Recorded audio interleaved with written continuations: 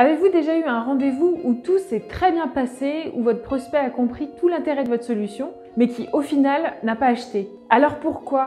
Pourtant vous étiez à ça de signer, mais qu'est-ce qui s'est passé? Beaucoup de commerciaux savent vendre, mais très peu savent closer. Dans cette vidéo, je vous parle de 5 raisons qui vous empêchent de closer. Si vous découvrez cette chaîne, bienvenue! Je suis Marine Villalon, fondatrice de Triality Consulting et consultante en stratégie commerciale en France, mais aussi à l'export. Sur cette chaîne, je vous partage mes tips, des histoires de business et mon expérience en tant qu'entrepreneur commercial. Pour être au courant des prochaines sorties et m'aider à faire grandir cette chaîne, vous pouvez vous abonner et cliquer sur la cloche. Et si vous aimez cette vidéo, vous pouvez aussi la commenter et la liker. C'est parti!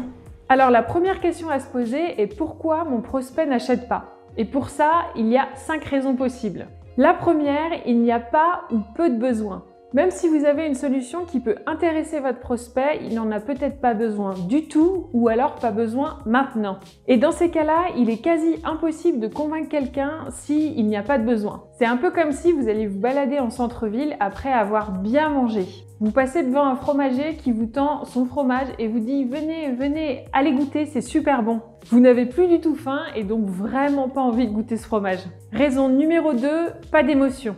Les émotions jouent un rôle décisif dans l'acte d'achat. En vérité, les gens n'achètent pas spécialement ce qui est nécessaire pour eux, mais ils achètent ce qu'ils veulent. La plupart des choses que nous achetons ne sont donc pas par nécessité, mais plutôt par envie. L'homme avec un grand H est plein d'envie, plein de désirs, plein d'émotions, qu'elles soient négatives ou positives. En tant que commercial, vous devez capter ces différentes émotions pour adapter votre discours. Par exemple, vous vendez une voiture. En tant que commercial, il faut comprendre ce qui fait vraiment vibrer votre prospect. Est-ce que c'est la vitesse, l'économie, le confort, le statut social ?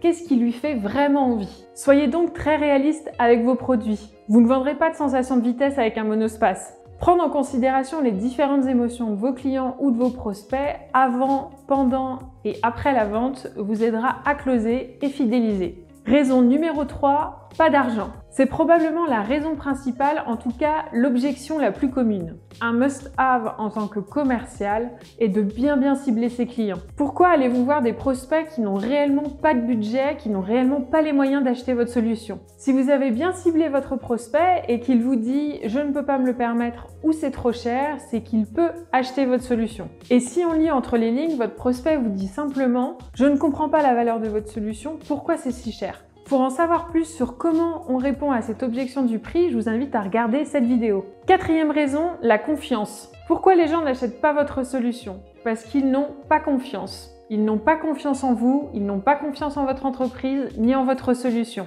Pour y remédier, vous pouvez leur apporter des preuves sociales, des témoignages clients, l'histoire de votre entreprise par exemple. Peut-être que votre entreprise a 40 ans d'existence. Donnez des preuves chiffrées, des études de cas. Si vous êtes dans la médecine, montrez ce que disent les scientifiques. Donnez des exemples. Car s'ils ne vous font pas confiance, ils n'accepteront jamais votre solution.